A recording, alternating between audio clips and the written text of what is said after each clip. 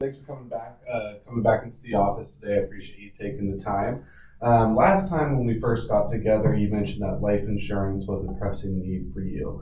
Can you catch me up a little bit more as to why that's the case? Yeah, man, really important need for me because I'm kind of the sole breadwinner of our family, Yeah, so we got a little kid and another one on the way. And, so the wife stays at home and she's really not going to go back to work until they're old enough to really be able to care for themselves, as in tell us if something happened to them. And so that's going to be another 5, 6 years at least. So if something were to happen to me, there's no income for the household. yeah, perfect. And it's a big issue a lot of people face. So really, the it's kind of the two-step process. The first is figuring out how much insurance do we need. The second will be figuring out the right type for you. However, first we need to figure out what is your number, and there's really two different ways we can go about that. One is just the general rule of thumb, where it's 10 to 15 times your income. Okay. The second, we can go through a needs analysis, where basically it's just we go down line item by line item to figure out what exactly is your number. Now, given those two options, which would you prefer? Um, I guess we could do the one we find exactly, I guess, what my number is. Yeah, and that's typically what I recommend as Okay. well. Perfect. So you said that you were the sole breadwinner in the family. About how Yes. much are you pulling in a year? I'm looking at like $175,000 a year. That's awesome. You're doing really well for yourself. What is it? What is it that you do again? I actually work at Lockheed Martin, so help design the planes and everything. Very cool. Yeah, it's pretty cool. And then, so does your wife have any income currently? She does not actually. Zero income on her side. Perfect. And now, so when we're talking about the family income goal next, so should something happen to either you or your wife, how much we want to figure out how much you're going to need to make sure that you can continue to live the same lifestyle that you live. And typically, what we see is people need to replace about 70 to 80% of their income. So what that would look like for you is about $130,000 would still be needed just to make sure that all the bills get paid. You can send the kids to school with daycare and everything like that. How does that number sound to you? Man, a little high, but yeah. So you think that after all those different bills are put into place, that would still be a little bit more than what you guys would need? I think a lot of the expenses might come on me and my wife's habits. Yeah. Yeah. So really, we're just trying to make sure the kids are okay. Yeah. Well, yeah. So why don't we do this? We'll just start with about $110,000, and then we'll see how that looks and go from there. How does that sound to you? That sounds better. That Okay. sounds better.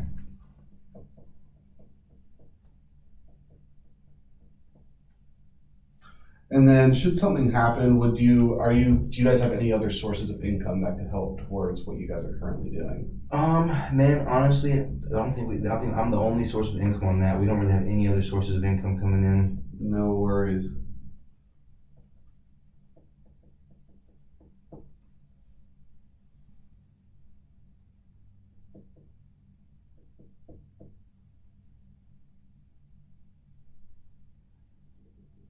All right. And so, what happens should anything happen to either you or your wife? The other person will turn around. What will happen is I'll hand them a check, and from that check, what they will do first and foremost is pay the final expenses that you guys need to pay. Gotcha. Second, what they'll do is they'll come back to me and give me that check and say, for the example of your spouse, she'll come back to me and say, "Hey, Trevor, here's this check.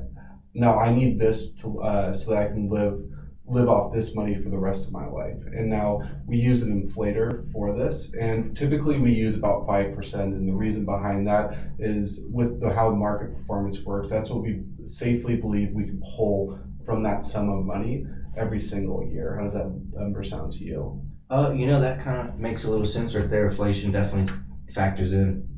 Perfect.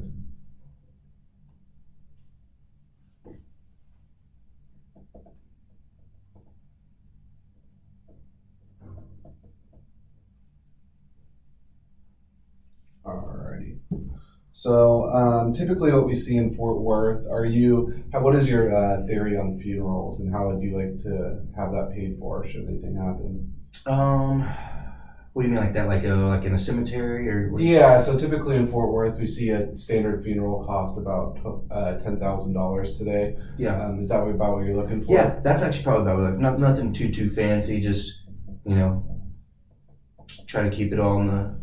Yeah, and then a lot of times what people also want to make sure that they set aside for or account for is they have some sort of emergency fund. And Yeah. the reason behind that, it's very hard to go back to work after you've lost a loved one. You need to go through a proper grieving period. Absolutely. Typically, we see about $20,000 being enough for that today. How does that number sound to you? Yeah, that sounds all right. Yeah, $20,000. That makes sense for emergency fund.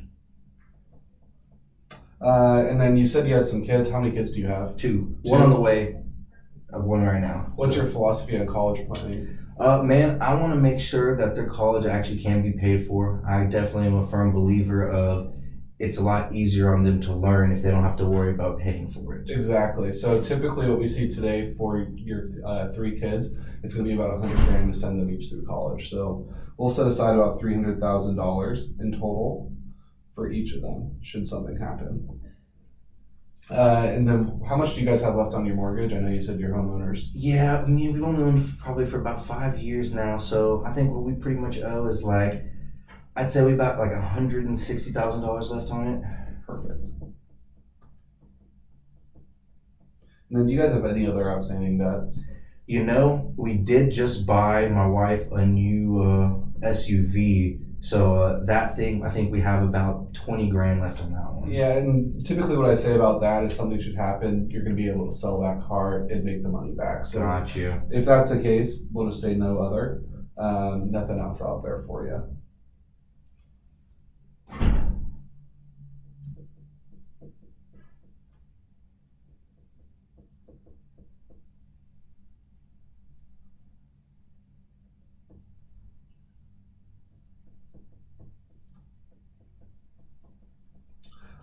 And then what kind of assets do you guys have currently set aside that you'd be comfortable spending down in the event of an emergency? Let me see. What can you give me examples of what do you mean by that? Yeah, so sometimes people have $60,000 sitting in a bank account or in some Got you. brokerage account. And should something happen, this will help pay for some of those immediate costs. Okay, so I mean, yeah, I think I just have like a little investment account. I didn't have too much money in it. It's got around $10,000 in there. Okay. And then obviously you got a savings account that'll help us out a little bit. Got about 40,000 in there. Okay. But nothing too big. We don't really have too much other than our home and the cars we own. Would you be comfortable spending down that brokerage account and that savings? Yeah, you know, if it means that my family can be okay if something happens to me, absolutely. Yep, perfect. I'll just put that in there. And then do you currently have any existing life insurance through Lockheed? Typically, we see about 1 to 1.5 times income. You know, they have one where it's you pay they give you a little bit for free and you pay a little bit more, Yeah. and it's only about like $250,000 in coverage, 250,000. Are you utilizing that currently? I'm actually not. No, I heard You're not? about it. No. Okay, perfect. Because yeah, if you were, the one thing that I want to make sure that we talk through is seeing if that is portable or not. So if for some reason that you left Lockheed, making sure that does that stay with you, or do you lose that coverage once you leave the company should something happen. So if that's not the case, that's perfectly fine. So let's tally this up.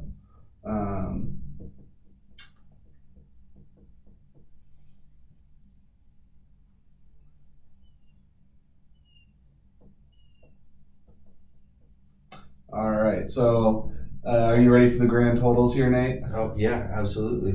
All right, so it looks like as of today, you're going to need about $2.65 million in coverage. And second, your wife is going to need about $450,000 in coverage. How do those numbers sound to you? A little high. Yeah? Why do you feel that way? Man, just because, you know, 2 million, that's a lot of money right there, 2 million. Yeah. You know, I've never even thought about that much money. Do you think you're not worth that?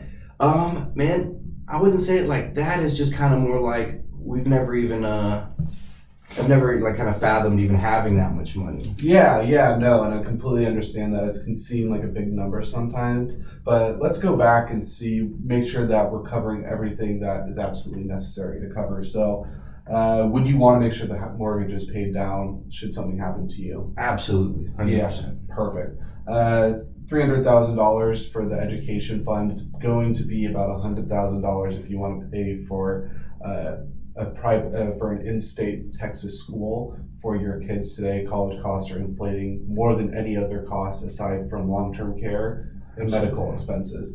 Is that still something you want to make sure that you take care of? Oh yeah, that's a no-brainer. We have to leave that one there. Okay. The emergency fund being about $20,000, is that something that's still important to you to make sure that should something happen to you, your wife can go through a good grieving process? Oh, absolutely, yeah. Perfect. And do you want to still make sure that your funeral is all paid for? Yeah, I wouldn't want them to have to worry about that. All right. And then I guess, so looking over the cash needs, that's going to be about $490,000, about half $1,000,000 of that 2.6 million in coverage. Now, the second thing to talk through is $110,000. Do you believe enough?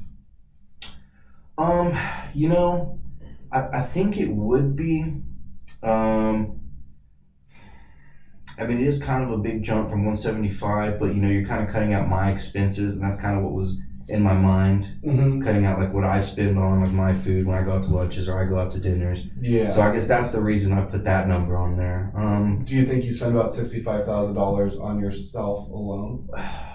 You know, now that you put it that way, probably not alone. I think definitely my family probably influences those choices. Okay, so yeah, I mean, after looking at all of this, I mean, as long as that family income goal of $110,000 is what you feel comfortable with, Mm-hmm. making sure that we take care of all these immediate cash needs in the event of someone passing, it looks like 2.65 is going to be your number.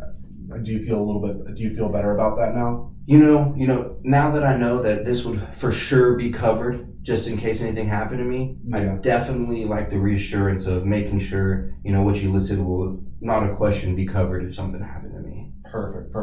Well, now what do you know about the 5 types of life insurance? Not much. We're done. Thank you. Appreciate it.